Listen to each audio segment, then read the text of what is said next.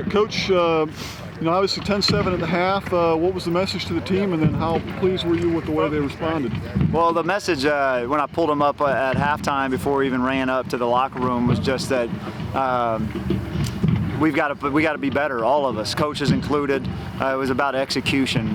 We were kind of getting in our own way. We didn't score, from the 1 yard line, and that's tough to swallow. And then, dropping the ball on the punt, penalties, a personal foul that got them going on defense. Just little things that just the vibe that I got. I mean, we were playing good football. I knew the plan was right. We just had to start executing, and that's what it comes down to. There's really no secret sauce in the middle of November. There's going to be the plan was right.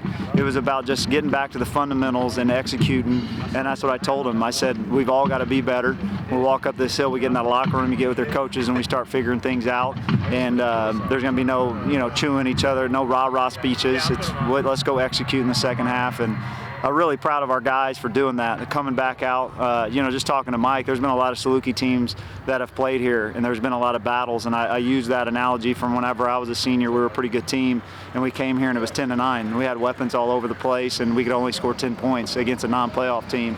We knew it was going to be tough, but can't say enough about these guys, our leadership, our defense. I just can't say enough about our defense, the way that they've played the entire season, but mainly in the Missouri Valley. I mean, this is one of the best defenses in the country, in my opinion, and I feel like they've given us a chance to win in 7 Missouri Valley games, and they did that again today. I mean, they made it tough on them. We continued to get the ball back, and then the turnovers that they were able to create was great.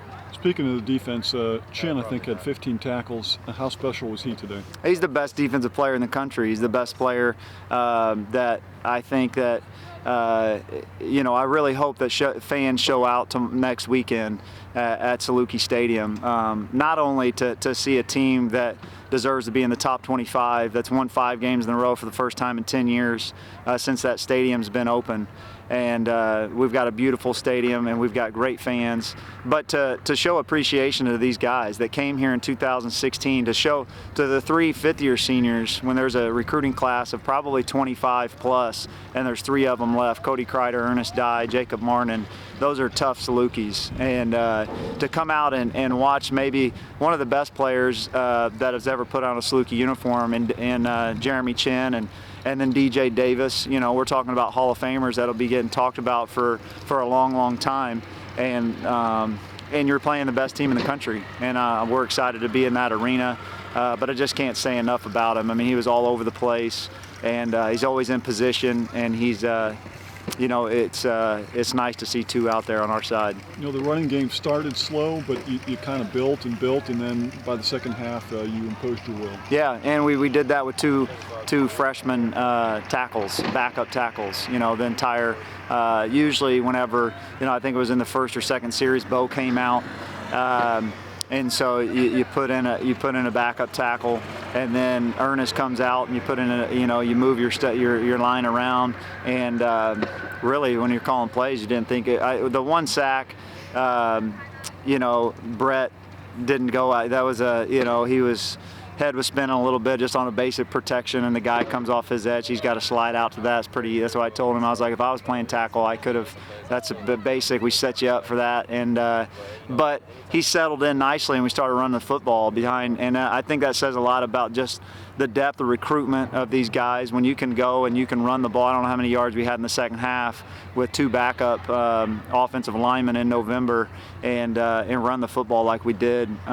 It's going to give you a chance to win games. And how special is it just for the seniors, this class, guys like DJ Davis, to get to 7 wins and be bowl eligible? I think that as a coach, it's rewarding to just sit back and watch them have success. That's it. Nothing about yourself. It's about guys like that in a day and age that the transfer portal is such a big deal and all of this stuff. These guys stuck it out, and they went through tough times, and they persevered. And I told them last night when we talked in the hotel, maybe we're not as good if we weren't 2-4. And after we did all the leadership things that we did, and it was 2-9 season, it was tough, and you come in a team meeting after Illinois State and you're 2-4, they didn't say, here we go again. They drew the line in the sand, and it says a lot about just the men in that locker room, because without that, it could easily go the other way, and I think they're playing as good as anybody right now.